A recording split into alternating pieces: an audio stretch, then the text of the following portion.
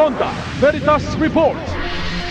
National Capital Region Police Office muling itinaas sa red alert ang NCR at isang faith-based group magsasagawa ng Jericho Walk para sa katotohanan at hustisya sa harap ng Senado. Pag-uulat mula kay Nolan Ariola.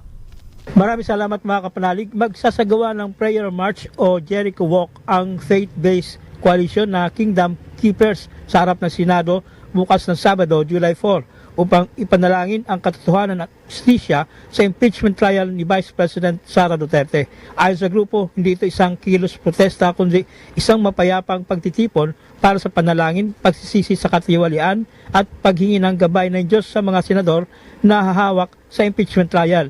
Nanawagan din ang Kingdom Keepers sa mga senator judges na magpasya batay sa ebidensya at batas at hindi sa pansariling interes o impluensyang politikal.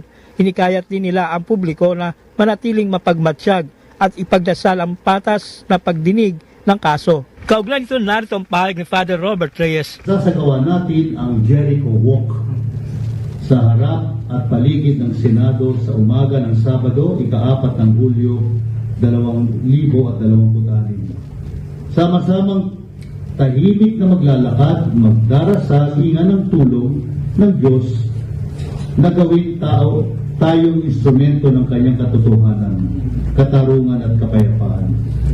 Pababagsakin natin, tulad ng muog ng Jericho, ang mga pader ng kasinungalingan, korupsyon at di makatarungang pamumuno. Samantala, muling binalik ng National Capital Region Police Office o NCRPO sa heightened alert status ang Metro Manila nitong Biyernes kasunod ng kilos protesta ng Iglesia ni Cristo. Gayunpaman, muling tataas sa full alert ang buong rehiyon sa Lunes bilang paghanda sa impeachment trial ni Vice President Sara Duterte at mga inaasahang protesta. Mga kapanalig, sa advokasya ng Simbahang Katolika ay ang papalawak at mapatatag pa ang pananampalataya sa Diyos ninuman at saan man. Para sa Veritas 846 ang radyo ng Simbahan, ako ang inyong kapanalig, Nolan Ariola. Sumainyo ang katotohanan. Fronta Veritas Report.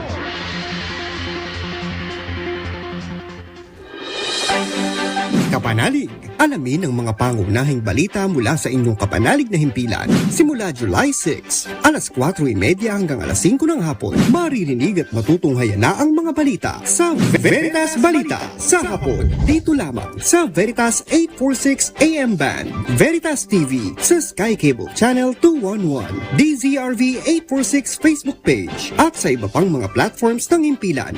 Veritas Balita sa hapon. Makinig, manood.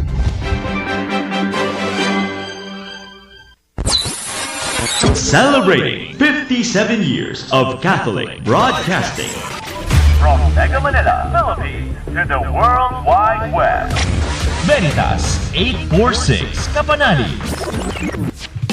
Kapanalig makinig, usap-usapang may hatid, tanging pag-asa at pag-ibig, nagpapalaya ang katotohanan ng batid.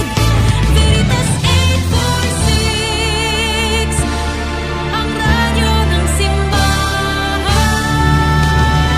Member, Catholic Media Network and kapisanan ng mga broadcaster ng Pilipinas.